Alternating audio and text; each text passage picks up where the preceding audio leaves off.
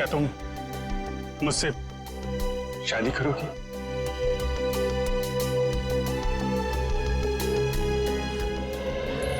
मैं तुमसे शादी करूंगी। मैं सिर्फ और सिर्फ तुम्हीं से शादी करूंगी। ये तुम्हारे लिए। रिया,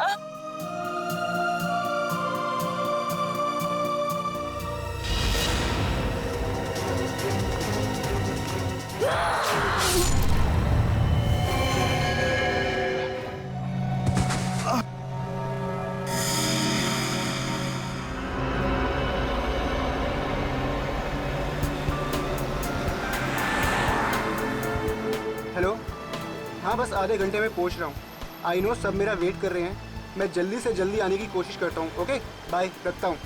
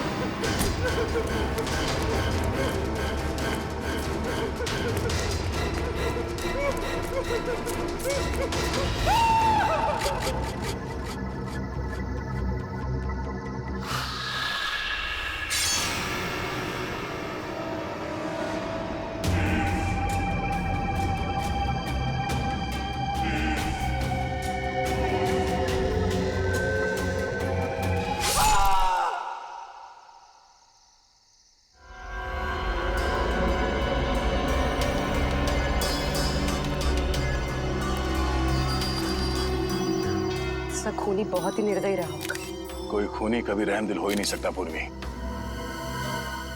मगर एक खूनी दिमागी तौर पर बीमार लगता है। जान से मार दिया और इसका हाथ भी काट दिया।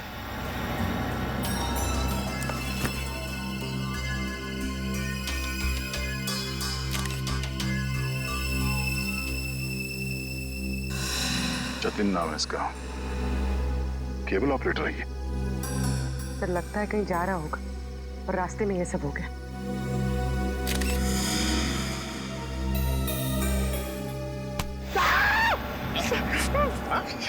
सर, अंधेरी रात में आपने मेरे कंधे पे हाथ रख दिया सर, मेरे को डर लग गया।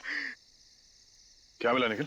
सर यहाँ पे इस गाड़ी के टायर का निशान है। लगता है इसे अचानक यहाँ पे ब्रेक मारना पड़ा और कोई निशान यहाँ पे दिखाई दे नहीं रहा है।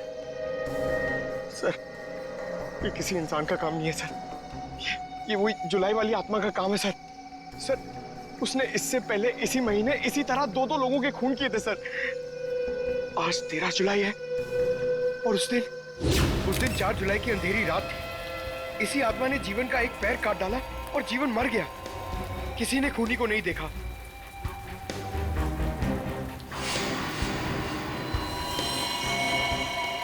बेचारी जीवन की बहन सुनीता और उनके बच्चे, वो कैसे काटेंगे जिंदगी उनके बिना।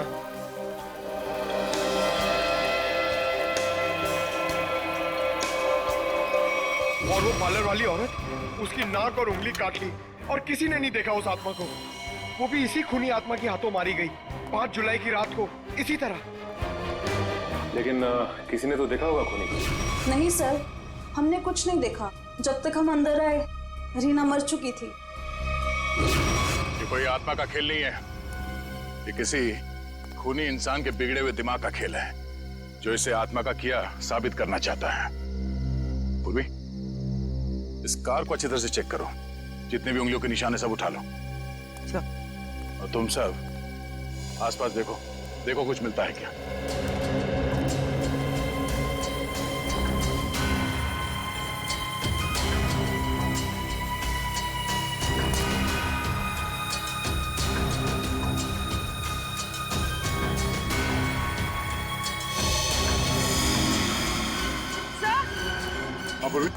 सर ये देखिए, विंडशील्ड पर हथेलियों के निशान है, वो भी उल्टी। सर लगता है कोई उल्टा लटक के इस पे अटैक करने की कोशिश कर रहा था, तभी ये घबरा गया होगा और इसने अचानक ब्रेक मार दिया। और सर जतिन अपने आप को बचाने की कोशिश कर रहा होगा, इतने में खूनी ने अपना काम कर दिया। हो सकता है।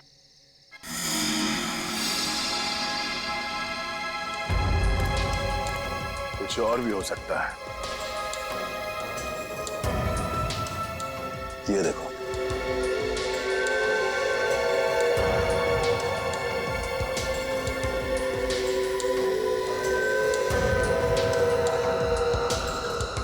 नंगे पांव के निशान जंगल की तरफ जा रहे हैं। विक्रम, लाश को फॉरेंसिक लैब भेजने का इंतजाम करो। तब तक हम जंगल में जाके देखते हैं ये खूनी कहाँ गया है। चलो।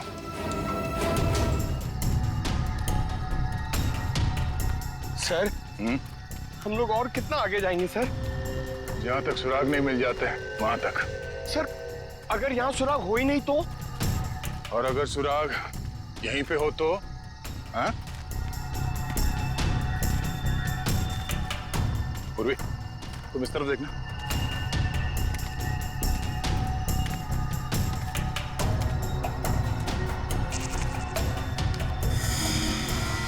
पंकज, तुम्हारी आत्मा का कपड़ा। सर, ये तो किसी औरत का कपड़ा लग रहा है। सफेद कपड़ा। इस सफेद कपड़े पहन के लोगों को डराती थी और जान ले लेती थी। खून किया और कपड़े भी बदल लिए। ये क्या है?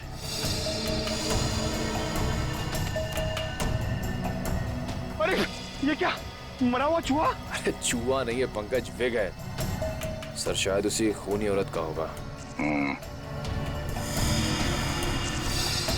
सर, ये देखिए, लगता है खूनी ने अपने खून भरे हाथ पहुंच कर ये कपड़ा यहां फेंक दिया। गुनहगार कितना भी होशियार क्यों ना हो, कोई ना कोई गलती जरूर करता है। सबूत छुपाने के चक्कर में सबूत ही छोड़ गया। जिस तरह से खून हुए उसे देखकर तो लगता है कि खूनी कोई एक ही है। पहले उसने उन तीनों को चाकू से मारा और फिर उनके शरीर का एक एक हिस्सा काट लिया। इन सबको देखकर लगता है कि उसके मन में बहुत नफरत भरी थी इन तीनों के खिलाफ। पहले उसने जीवन का पैर काटा, फिर रीना की नाक और हाथ की उंगली, और अब ये केबल ऑपरेटर जतिन, उसका तो हाथ ही काट लिया। और सर, तीनों को इसी महीने में मारा है, जुलाई में। जरूर इसके पीछे कोई बहुत बड़ा राज है। और सर, इन तीनों मरने वालों के बीच में कोई संबंध भी तो नहीं है। ऐसा कैसे हो सकता है काविन? कुछ ना कुछ तो संबंध जरूर है इन तीनों के बीच में। और सर, जिस तरीके से खून किया है, खूनी बहुत ताकतवर है। हाँ, और बहरूपिया भी। खूनी बहरूपिया है, औरत बनकर खून कर रहा है वो। औरत बनकर, याद है ना उस जंगल में हमें औरत के कपड़े मिले और विग भी। काविन, ये विग ही हमें उस खूनी तक पहुंचाएगा। ये विग ही पहुंचाएगा हमें। बस पता लगाना पड़ेगा ये विग कहां से खरीदा गया था और किसने खरीदा था। Yes sir. रेडी? यतिन के घर जाके उसके घर वालों से मिलो, उनसे बातचीत करो, पता लगाओ कि और कौन कौन जानता था जतिन के खंडाला ट्रिप के बारे में। हाँ सालुंखे,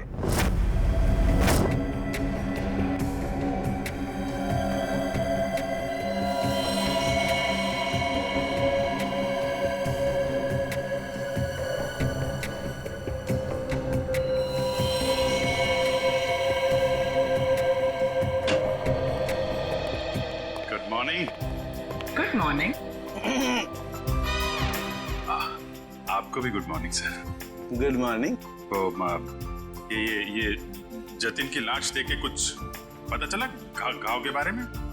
हाँ, जतिन का हाथ काटने के लिए जिस तरह का हथियार इस्तेमाल किया गया था, ठीक उसी तरह का हथियार जीवन और रीना के लिए किया गया था।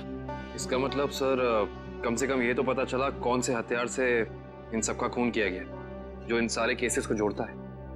अरे कौन सा हथियार नहीं यार, किस तरीके का हथियार है ये पता चला। सालुंखे साहब, किस तरीके का हथियार है? देखो, इन तीनों को चाकू के वार से मारा गया है। घाव काफी गहरे हैं, इससे पता चलता है कि खूनी बहुत ताकतवर है। उसने बहुत ताकत के साथ वार किया है। खूनी का काम करने का तरीका कुछ ऐसा है कि पहले तो वो चाकू से लोगों की जान लेता है और फिर उसके बाद बड़े इत्मीनान से बैठकर आरी से मरने वाले के अंगों को काट करके अलग करता है। कोई दिमागी रूप से बीमार आदमी लगता है, साइकोपैथ। और हाँ, ये देखो, जानते हो क्या है भाई साहब? ये कुत्ते का बाल है। जो कपड़े मिले थे ना आपको जंगल में से, उन कपड़ों पर से मुझे कई अलग अलग किस्म के कुत्तों के बाल मिले हैं। ये देखो, क्रॉस ब्रीड कुत्ते, लैब्राडोर, हाउंड, डाल्मेशियंस, ये सब। सर, लगता है ये खूनी कुत्तों का प्रेमी है। हाँ, लेकिन है कौन ये? कुत्ता पालने वाला, कुत्ते के बारे में जानकारी रखने वाला, या फिर कुत्ते के सलून वाला?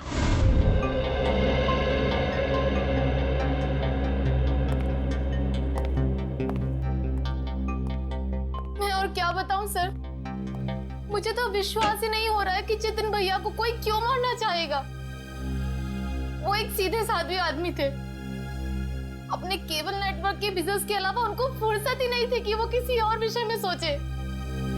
अच्छा, आपके अलावा और कौन जानता था कि जतिन खंडाला जाने वाले?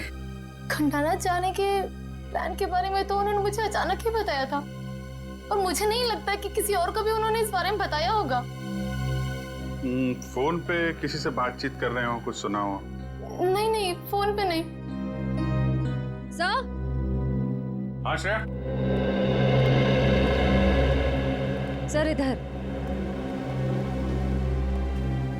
क्या मिला? सर ये देखिए, लगता है जतिन के जो जो जरूरी काम थे या जो काम बाकी थे, रिमाइंडर्स के तौर पे उसने इस नक्शे पे सारी पर्चियां बना ली थी ताकि कुछ छूटे नहीं। 11 जुलाई पेमेंट कलेक्ट करना है, एक्सरे करवाना है, डॉक्टर के साथ मीटिंग, इलेक्ट्रिशियन 10 जुलाई। 10 जुलाई को तो जतिन की मौत हुई थी ना? हाँ सर। 10 जुलाई 67 के सैन बिल्डिंग का केबल कनेक्शन काटना है, पेमेंट बाकी है। सर, शायद ये जतिन उस रात आखिरी बार इस फ्लैट वाले से मिला था। 678 के सैन बिल्डिंग में चलते हैं, कुछ ना कुछ जरूर पता चलेगा इसके बारे में। सेठ जी, सीआईडी वाले आपसे मिलने आए। गई क्या बात है? ये विग आपके यहाँ बनवाई गई थी?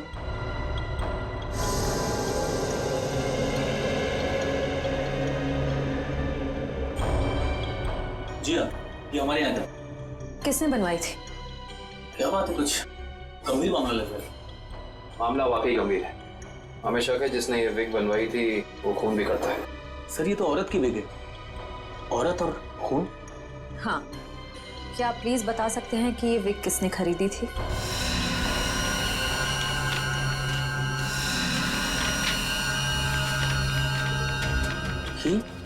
क्या हुआ?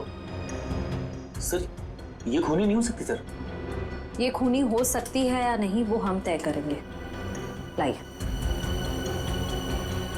क्या वजह? गोकुल धाम की दया में।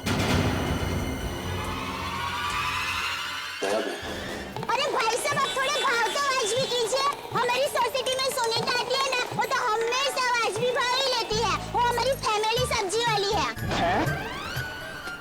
अरे भाई, बस आपका नहीं और मेरा नहीं, इससे 25 रुपए रखो। अरे बहन जी, इतना तो मुझे घर में पड़ता है। हाँ, तो ये भी मुझे घर में ही लेके जाना है। अरे मेरे कहने का मतलब इतनी तो मेरी खरीद पड़ती है। गोकुल धाम सोसाइटी से पता कर लिया है, यहाँ पे नहीं कहीं आई है भाजी खरीदने। अरे लेकिन उसे ब्यूरो कैसे लेके जाएंगे? विक के बारे में बता के सर, विक के बारे में। अरे नहीं, गुस्सा हो जाएगी। एक काम करते हैं, ये उसे ना वो गरबा वरबा की बातें बता कर ना उसे मना देते हैं। वैसे भी हम दोनों को वो भाई मानती है ना। हाँ, ले जाओ, सब ले जाओ, सब ले जाओ, सब फ्री में लेके जाओ। अरे नहीं भाई, मेरी माँ हमेशा कहती है जब भी किसी को कोई भी चीज दो ना, एकदम दिल से देनी चाहिए ताकि सामने वाले को संतुष्टि हो। और टप्पू के पापा भी ये बात मानते हैं। अरे बहन जी, मैं मानता हूँ कि ग्राहक भगवान होता है, उसकी इज्जत करनी चाहिए, लेकिन मैं ये सब्जी कोई फ्री में नहीं दे सकता, मैं लुट जाऊंगा। अच्छा चलो भाई, बस ठीक है, आप जितने कहते हो ना इतने पैसे दूंगी, बस खुश। धन्यवाद बहन जी, धन्यवाद। पर सुनिए, मुझे वो धनिया और मिर्ची मुफ्त में चाहिए। चलो ठीक है, देता हूँ मैं। लीजिए बहन जी, ये लीजिए। पैसे आ गए अपने आप, तो कमाल करते हैं भाई। हाँ थोड़ा और दीजिए। हाँ मिर्ची दी ना।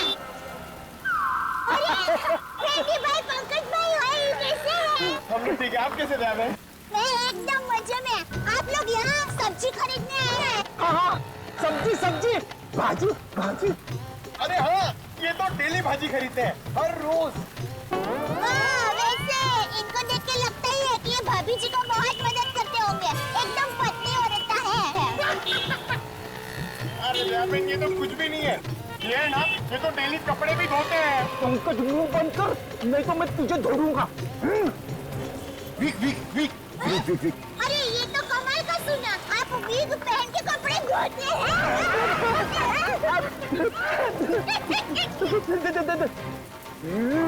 गरबा। अरे ये तो और भी नया सुना, आप वीग पहन के गरबा करते करते कपड़े धोते हैं। मैं हर काम ना गरबा खेलते करता हूँ, ये देखो। अरे फ्रेंडी भाई, अभी थोड़े दिन पहले तो आपको सिखाया था, आपको जरा ठीक तरह से नहीं आ रहा है। अरे यामिन, लगता है ये भूल गए, इन्हें जरा गरबा करना सिखाओ ना।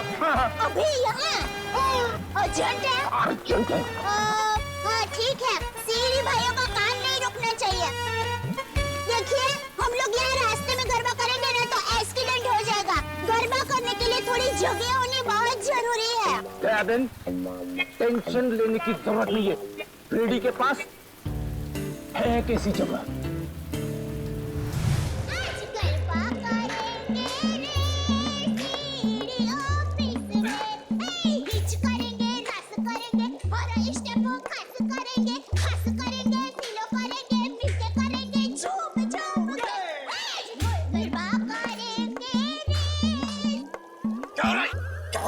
Sorry sir.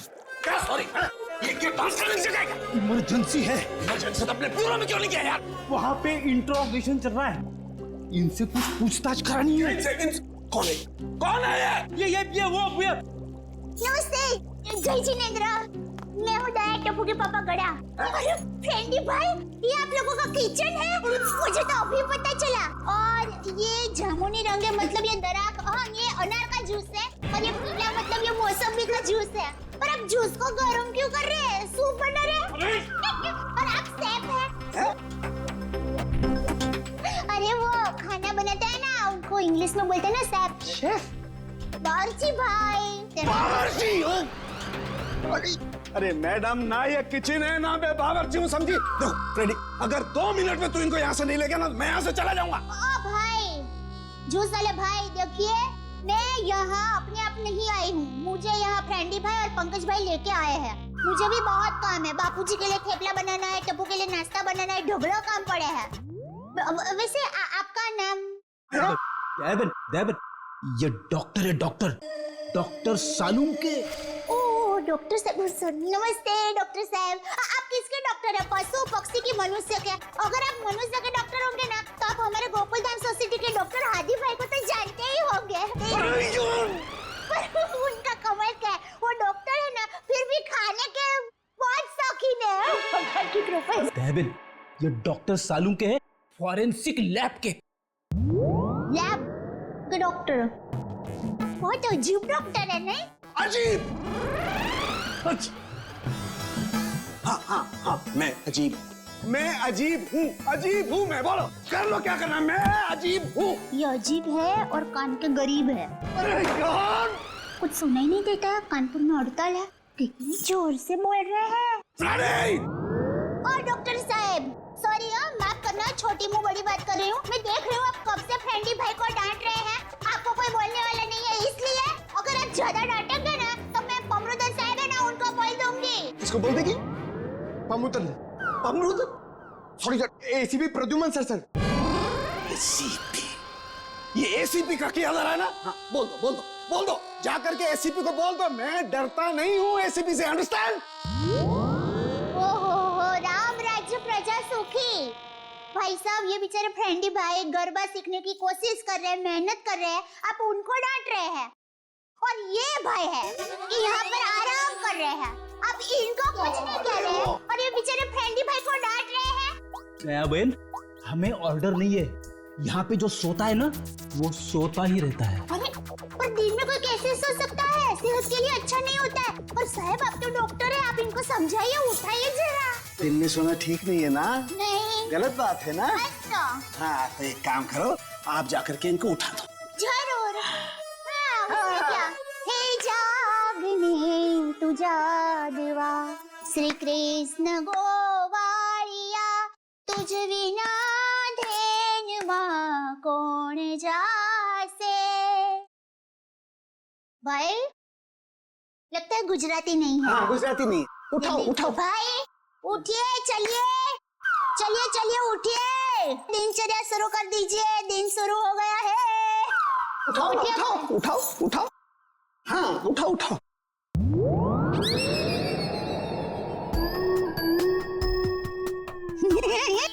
अरे ये भाई आंखें खुली रख के सो गए हैं।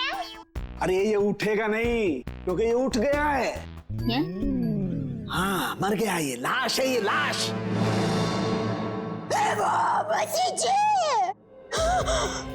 भाई रहने दो, ये तो संसार का नियम है, जो एक बार आया है उसे जाना भी है। अरे तो यार, इन्हें भी जाना है, इन्हें भी ले जा यार, तू ले जा इन्हें, ले जा।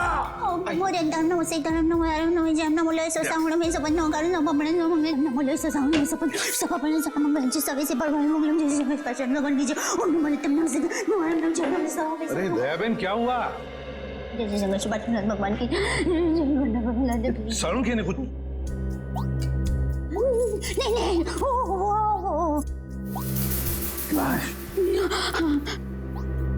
दयाबेन, ये फोरेंसिक लेबोरेटरी है, यहाँ पर लाशें पड़ी रहती है। तो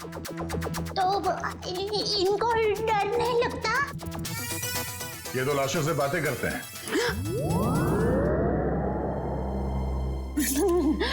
दरअसल हमने आपको यहाँ ये विग दिखाने के लिए बुलाया। ये तो बबीता जी की विग है। ये बबीता जी? हाँ, हमारे गोकुलधाम सोसाइटी में रहते हैं, हमारे पड़ोसी है। अय्यर भाई उनके पति का नाम है। वो दरअसल हमारे में पति का नाम नहीं बोल सकते, लेकिन दूसरे के पति का नाम बोल सकते हैं, उसमें कोई प्रॉब्लम नहीं है। फिर वो बबीता जी ने विग मंगाई थी, भाई की विग मंगाई थी, पर गलती से बहन की विग आ गई थी, तो वो वापस करने के लिए गए थे। लेकिन आपके पास ये विग कैसे आई? हम बबीता जी से पूछ लेंगे। हाँ, आइए, घबराइए मत, आइए। पर मुझे यहाँ पे क्यों बुलाया गया है? आप आइए तो सही। सर, क्या हुआ है? अब आपको कैसे बताएं क्या बात है? देखिए बबीता जी, हम यहाँ आपको बुलाकर कोई शौक देना नहीं चाहते, मगर आप इतने झिझक क्यों रहे? नहीं, मैं झिझक नहीं रहा हूँ। अब जो हम आपको बताने जा रहे हैं, शायद वो सुन के आपको धक्का लग जाए। धक्का? जी हाँ, इस विग को देखिए। ये विग यहाँ पे कैसे आ गया? आप पहचान दिए इस विग को? इस विग ने तो मुसीबत कर रखी है। कैसी मुसीबत? बनवाया था आदमी के लिए, बन गया औरत का। किसके लिए बनवाया था ये विग? वो एक्चुअली मेरी एक फ्रेंड है, उनके हस्बैंड को बाल कम है और उन्हें काफी शर्म आ रही थी एक विग वाले के पास जाने को, तो उन्होंने आपसे कहा? जी हाँ, और फिर मेरी दया भाभी को कहा। अब ये दयाबेन कहाँ आ गई इस विग की स्टोरी में?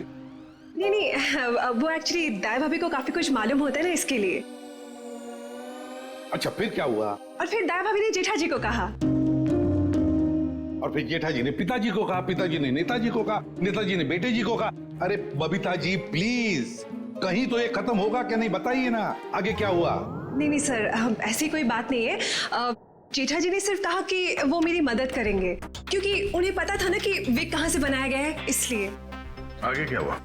फिर ये विग बदलना था और असली विग लेना था, तो जेठा जी ने कहा कि मैं भी आपके साथ आता हूँ। उन्होंने आपकी मदद की? हाँ? और उस दुकान वाले की गलती की वजह से जेठा जी ने जो हंगामा किया, पूरी दुकान सर पे उठा लिया उन्होंने। आइए बबीता जी, आइए आइए। कहिए क्या सेवा कर सकता हूँ आपकी? अरे एक बार सेवा करने का आपको मौका दिया, वो तो आपने ठीक से की नहीं। जी मुझे समझा नहीं। अभी समझाते हैं। लाइए बबीता जी, दीजिए जरा। एक सेकंड भाई, किधर से खुलता है ये? मिल गया। Thank you. ये लीजिए। ये किधर क्या है? ये क्या है? ये विग है सर। अरे विग है वो तो बराबर है, लेकिन लेडीज विग है, देखो जरा ध्यान से। हाँ सर, ये लेडीज विग है। तो ये लेडीज विग क्यों है? क्योंकि सर ये लेडीज विग है। एक मिनट जेठा जी, एक मिनट। देखिए भाई साहब, हमने एक जेंट्स विग का ऑर्डर दिया था और ये गलती से लेडीज विग आ गया है, सो आप कुछ इसका। वाह वाह बबीता जी, अब कितनी अच्छी हैं आप, इतनी अच्छी क्यों हैं? इनकी वजह से आपको इतनी तकलीफ हुई, फिर भी आप इनके साथ कितनी नम्रता से बात कर रहे हैं। लेकिन हमारे देश में नम्रता काम नहीं करती, लातों के भूत बातों से नहीं मानते। देखिए भाई साहब, ये लात बात मत मारिए। अरे लात क्या, तुमको तो हवालात मारने की जरूरत, मेरा मतलब है हवालात में डालने की जरूरत है। पता है आपकी वजह से इनको कितनी तकलीफ हुई। अरे भाई साहब क्या हुआ, कैसी तकलीफ बताइए तो। अच्छा बताते हैं। इन्होंने अपनी एक दोस्त के पति के लिए जेंट्स विग का ऑर्डर आपको दिया था, लेकिन आप लोगों ने पता नहीं क्यों जेंट्स विग के बदले लेडीज विग बना के भेज दी, और इनके दोस्त के पति भी बेचारे जल्दी में ये लेडीज विग पहन के अपनी ही दी हुई पार्टी में पहुंच गए शानो शौकत से, और पूरी पार्टी में सब लोग उनको देख के हंस करने लगे। जेठा जी हो गई हंस हो गई। सब लोग कहने लगे अरे वाह वाह वाह, पहली बार हमने दाढ़ी मूंछ वाली लड़की देखी भाई साहब, आपकी वजह से ये तकलीफ हुई उनको, और उनकी वजह से इनको तकलीफ हुई, और इनकी वजह से मुझे तकलीफ हुई। सॉरी भाई साहब, गलती हो जाती कभी कभी इंसान से। सॉरी भाई साहब, हो जाती है गलती कभी कभी, बस इतना बोल दिया, बात खत्म है, बात खत्म, बस हो गई गलती, ये नहीं चलेगा ये। देखिए भाई साहब, आप जरा आवाज नीचे करके बात करिए प्लीज। नहीं होगी मेरी आवाज नीचे, नहीं होगी। जेठा जी one second, just relax and calm down, okay? Just a second. Okay भैया, इट्स ओके, इट हैपेंस। आप अभी एक काम कर दीजिए, ये विग हमें बदल के दे दीजिए प्लीज। हाँ विग तो बदल के दीजिए, और पैसे भी वापस दीजिए, फ्री में दीजिए विग। देखिए पैसे के लिए आपको सेठ से बात करनी पड़ेगी। क्यों सेठ जैसा क्यों बात करनी पड़ेगी? गलती करो तुम और भुगते सेठ जी, सेठ लोग क्यों भुगते? पैसा तुमको ही देने पड़ेंगे, दो पैसे दो। देखिए भाई साहब, बहुत हो गया आपका। अब ना आपको पैसा मिलेगा और ना विग मिलेगा, जाइए यहाँ से, और जो करना है कर लीजिए। तो छिलनी पटली में से क्यों तो? वन सेकेंड भैया प्लीज। नहीं बबीता जी नहीं, इनके सामने गिड़गिड़ाने की कोई जरूरत नहीं है। पूरे मुंबई में क्या इनकी एक की विग की दुकान थोड़ी है, हजारों लाखों विग की दुकान है, हम वहां से ले लेंगे, कहीं ना कहीं से तो हमें विग मिल ही जाएगी बबीता जी। और अगर नहीं मिलेगी बबीता जी तो मैं अपने बाल काट के उसकी विग बना के आपके चरणों में अर्पण कर दूंगा। जीजा जी इट्स ओके, ओके। यहाँ से अभी विग तो क्या, विग क्या बाल भी नहीं लेंगे। चलिए आइए बबीता जी आइए। अरे आइए बबीता जी आइए, बढ़िया एक 5 स्टार विग की दुकान में लेकर जाता हूँ। ये कोई विग की दुकान है? जेठा भाई ने विग वाले के नाक में दम कर दिया।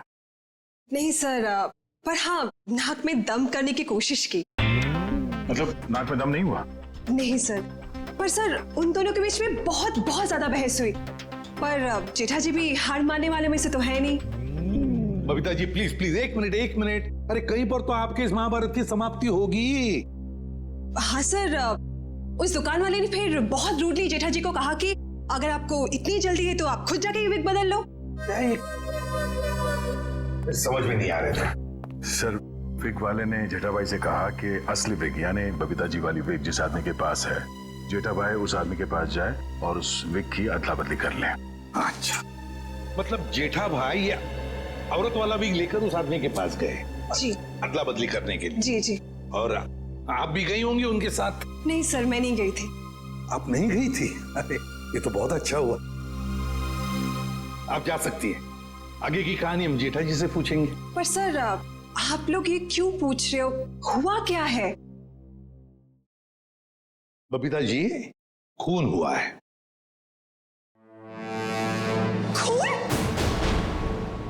जरा इस पर्ची पे देखिए, ये आपके लिए तो नहीं लिखा कहीं?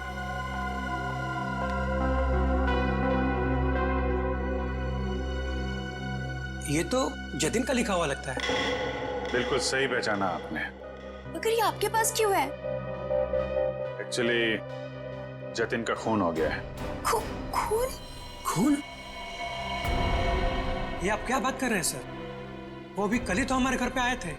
और कल ही खंडाला रोड पर उनका खून हो गया, आपके घर से निकलने के बाद।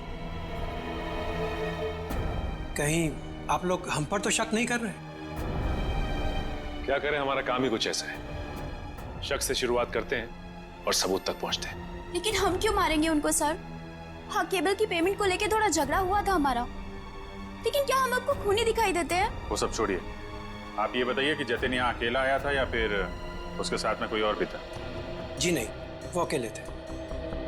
खंडाला जाने के बारे में कुछ बात कर रहा था वो? हाँ हाँ, वो कह रहे थे कि यहाँ से वो खंडाला जा रहा है। ये बात आप दोनों के अलावा और किसी ने सुनी थी? दरवाजे पे खड़े होकर जोर जोर से चिल्ला रहे थे वो। आते जाते ना जाने कितने लोगों ने सुना होगा, हम कैसे बता सकते हैं? ठीक है ठीक है, अभी हम लोग जा रहे हैं, जरूरत पड़ी तो दोबारा तकलीफ देंगे। सर, ये रीना रहती थी कालीन हाउस में और जतिन रहता था सुपांडी सोसाइटी में। सर, ये जीवन अपनी चचेरी बहन सुनीता और उसके बच्चों के साथ रहता था डायमंड अपार्टमेंट में। और ये तीनों के तीनों एक दूसरे से 1 किलोमीटर के दायरे में रहते थे। सर, लेकिन ये एक संयोग भी तो हो सकता है। कभी संयोग 2 लोगों के साथ हो सकता है, 3 के साथ नहीं। संयोग नहीं तो फिर क्या हो सकता है सर? इसका एक ही मतलब हो सकता है फ्रेडी, खूनी इन तीनों के आसपास ही रहता है। एक बात और है सर, मरने वालों में एक कॉलेज प्रोफेसर है, एक ब्यूटिशियन है और जतिन केबल ऑपरेटर है। ऐसी कौन सी वजह हो सकती है जिस वजह से खूनी ने इन तीनों को अपना शिकार बनाया होगा? फ्रेडी, एक काम करो, रीना के घर से जो फोटोग्राफ्स मिले हैं ना, लेकर आओ। कविन देखो, खूनी ने जीवन और जतिन इन दोनों के शरीर का सिर्फ एक ही हिस्सा काटा है, सिर्फ एक। मगर रीना की नाक भी काटी और उंगली भी काटी। क्यों सर? हाँ, ये देखो रीना की उंगली पर ये अंगूठी। सर, लगता है ये अंगूठी काफी महंगी है। और इसीलिए रीना की उंगली काटी गई फ्रेडी, इस महंगी अंगूठी के लिए। सर, अभी तक तो खूनी के बारे में पता नहीं चला है, अंगूठी कहां से ढूंढेंगे? फ्रेडी, ज्वेलरी शॉप में से। खूनी ये अंगूठी अपने पास तो नहीं रखेगा, किसी न किसी ज्वेलरी शॉप में जाएगा ही ये अंगूठी बेचने के लिए। बस पता लगा शहर में ऐसा कौन सा ज्वेलरी शॉप है जहां पर ये अंगूठी बेची गई है और कौन बेचने आया था। हाँ, समझ गया। पता चला कुत्तों के बालों के बारे में? अच्छा, animal lovers clinic, Goregaon. Supriya market में तनीषा नाम की एक लड़की का बुटीक है, वहां पे जेठालाल ने वो विग दी थी। ओके लेडीज, अभी तुम लोग जाओ, हाँ, बट कल टाइम पे आ जाना। कल हम अपने फैशन शो की प्रैक्टिस करेंगे। Okay, thank you. You can go now, leave it, मैं रख दूंगी। Bye bye.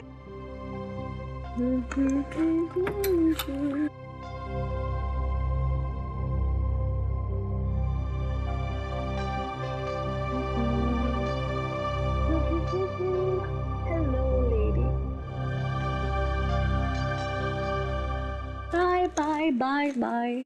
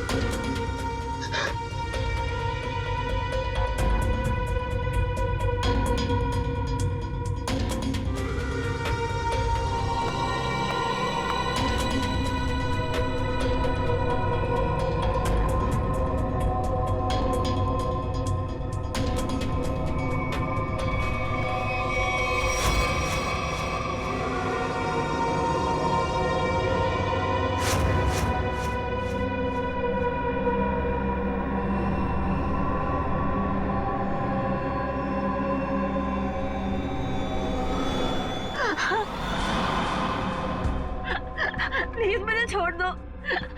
मैंने तुम्हारा क्या बिगाड़ा है? प्लीज मुझे जाने दो।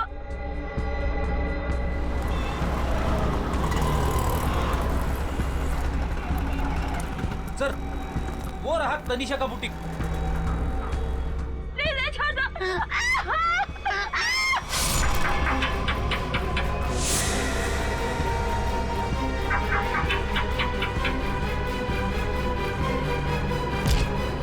तनीषा, तनीषा,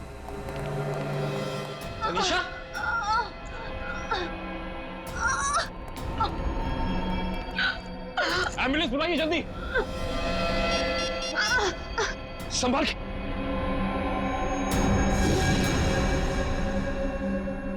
तो रीना की दोस्त है।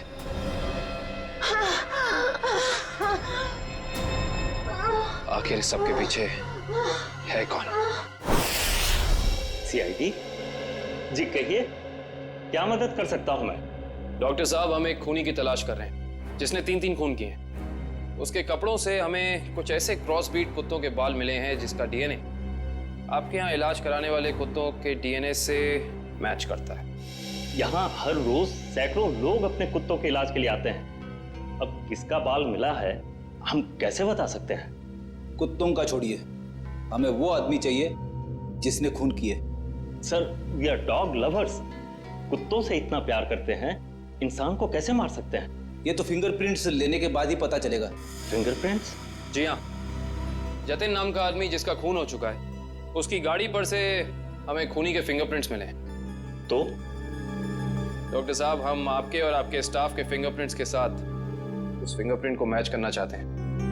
Please cooperate.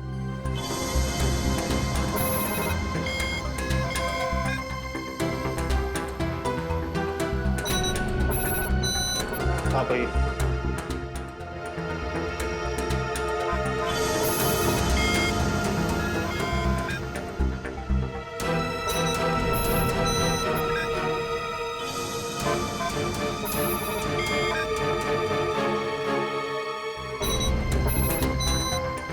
हाँ भाई।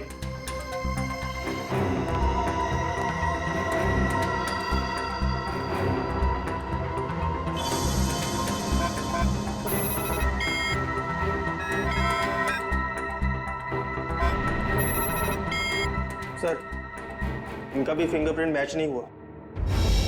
Thank God. मैं तो डरा हुआ था कि अरे कुछ किया ही नहीं तो डर किस बात का? डॉक्टर साहब, हमें आपकी एक और मदद चाहिए। जी।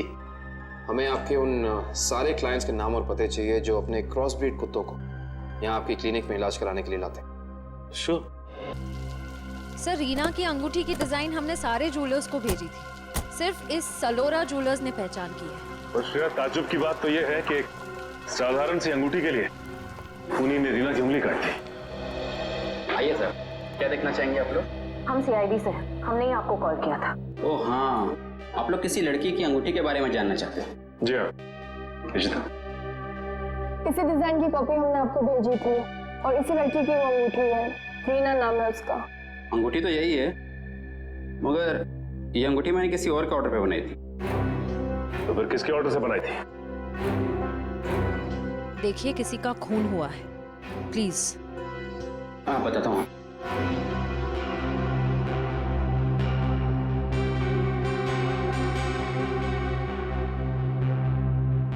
ये देखिए। तो ये बात है, अब तक सीआईडी के सामने नाटक चल रहा था, तो अब तुम देखो सीआईडी का तमाशा।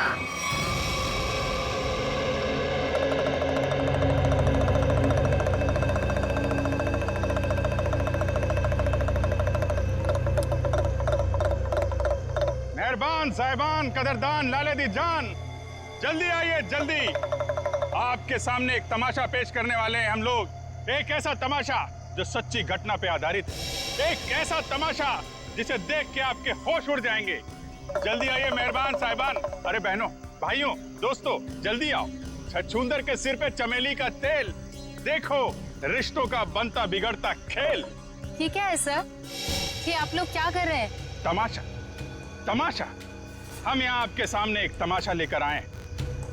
अच्छा लगे तो ताली बजाना और पसंद ना आए तो जोरदार ताली बजाना, लेकिन ताली जरूर बजाना। तालियां।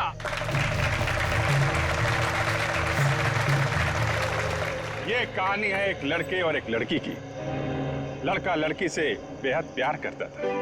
ए लड़की,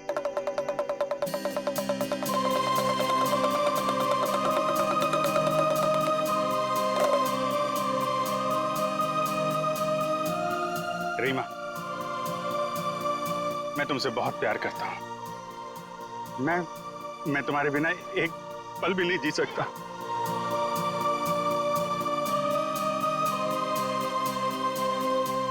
सच्ची? मुझे कसम से मेरा प्यार सच्चा है, जैसे चकोर चांद से करता है, झरना नदी से करता है और खुशबू फूल से करती है। और ये फूल तुम्हारे लिए, इसमें मेरा दिल है।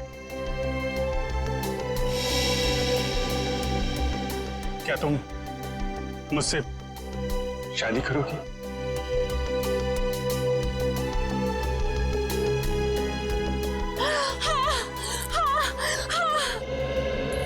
मैं तुमसे शादी करूंगी। मैं सिर्फ और सिर्फ तुम्हीं से शादी करूंगी। ये तुम्हारे लिए। शुक्रिया।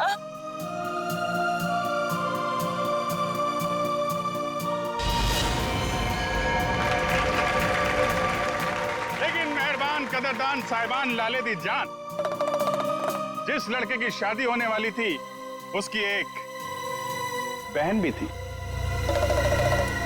बहन, शुरू हो जाओ।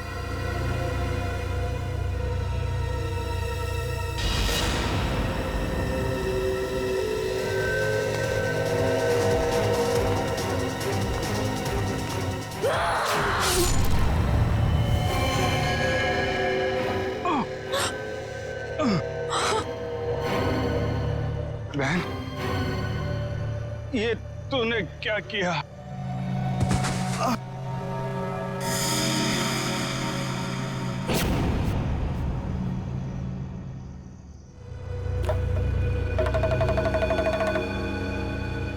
मेहरबान साहिबान कदरदान, भाई को मारने के बाद भी बहन रुकी नहीं, उसने उसकी मंगेतर का भी खून कर दिया।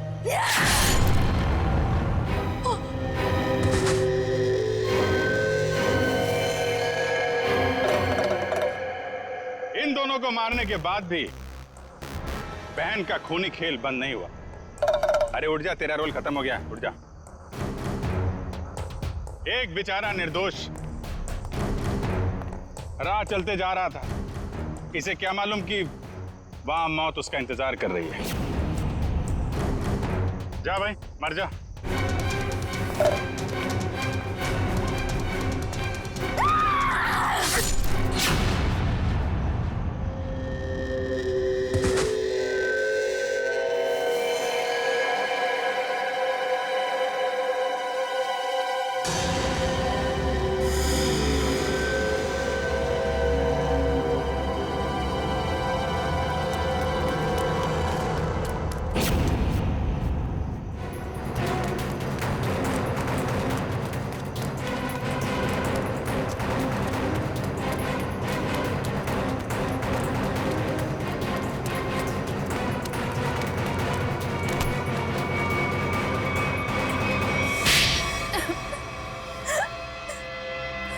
बताती हूँ, सब सच बताती हूँ।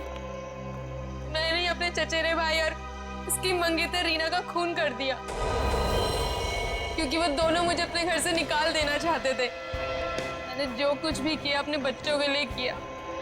रीना मुझसे कई बार कह चुकी थी कि जब उसकी शादी जीवन से हो जाएगी तो मुझे जीवन का घर छोड़ना पड़ेगा।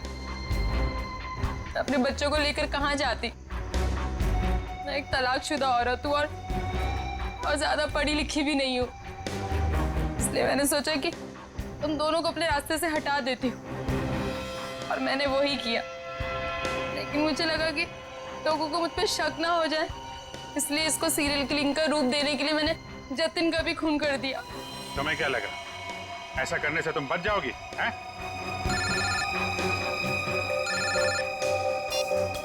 Hello, yes sir.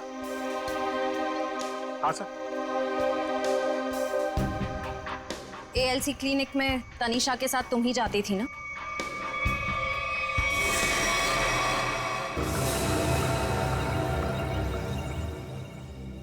मुझे बचा लो प्लीज, मुझे बचा लो प्लीज। तुम यहाँ क्या कर रही हो? मैंने तुम्हें कितनी बार कहा है कि मेरा और तुम्हारा अब कोई लेना देना नहीं है। मैं बहुत खतरे में हूँ, मेरे पीछे सीआईडी लगी हुई है, प्लीज मुझे बचा लो। क्या सीआईडी? मैं तुम्हारे हाथ जोड़ती हूँ, प्लीज मुझे बचा लो। मैं बहुत मुसीबत में हूँ, मेरे बच्चे को और मुझे शहर से दूर भेज दो, प्लीज मुझे बचा लो प्लीज। खून करने में मैं तुम्हारी मदद कर दी, लेकिन सीआईडी से बचना नामुमकिन है। बिल्कुल सही कहा भुवन तुमने। हमें पहले से पता था ये काम इस अकेली लड़की का नहीं है, इसमें कोई और भी शामिल है, इसीलिए हमने उसे वहां निकलने दिया। मुझे छोड़ दो सर, मुझे छोड़ दो, मुझे माफ कर दो। सीआईडी से आज तक कोई भी मुजरिम नहीं छूटा।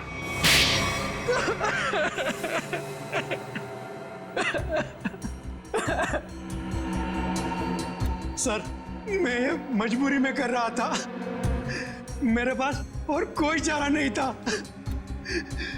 ये मुझे ब्लैकमेल कर रही थी। मैं जिस कंपनी में एमडी था, सुनीता वहां क्लर्क के तौर पर काम कर रही थी। उसने मुझे कंपनी के 5 करोड़ रुपए गबन करते पकड़ लिया था। इसके पास मेरे खिलाफ पक्के सबूत थे। ये मुझे आसानी से 15 साल के लिए जेल भिजवा सकती थी। मैंने इसे रुपए देने चाहे, मगर इसने खून में मदद करने की शर्त रखी। या तो मैं इसकी मदद करता या जेल जाके मैं अपनी और महक की जिंदगी बर्बाद कर देता। उस दिन भी ये मेरे घर में मुझे धमकी दे रही थी। तभी जतिन ने डोरबेल बजाया। सोच क्या रहे हो तुम? अगर तुम्हें बचना है ना तो जो मैं कहती हूँ उसे मान लो। मैं और खून नहीं कर सकता। 5 करोड़ रुपए की चोरी की है तुमने, तो ठीक है, जेल की चक्की पीसने के लिए ना तैयार हो जाओ, नहीं तो भूखी मरेगी तुम्हारी ये प्यारी बीवी। धीरे बोलो। तो ठीक है, अपने दिलो दिमाग से ये पीछे हटने का ख्वाब ना निकाल दो, और एक और खून करना है तुमने। क्या? सुनीता ने हमें जतिन से लड़ते हुए देख लिया था और उसे जतिन के खंडाला जाने का प्लान पता था। और तुम दोनों ने मिलकर जतिन को मारने का प्लान बनाया है ना? हाँ, जीवन और रीना का खून को और उलझाने के लिए मुझे एक और शिकार की जरूरत थी। और तुम्हारा शिकार था बेचारा जतिन। जायदाद की लालच में तुमने 3 मासूम लोगों की जानें ली, 3 लोगों की जानें ली, और वो तुम, उसमें तुमने इसका साथ दिया। तुम भी उतने ही दोषी हो जितनी की ये है। तुम दोनों को तो फांसी ही होगी, फांसी। एसीपी प्रद्युमन की विनती स्वीकार कर ली है कि सीआईडी टीम सुनीता के बच्चों की तब तक देखभाल करेगी जब तक वे बालिग नहीं हो जाते।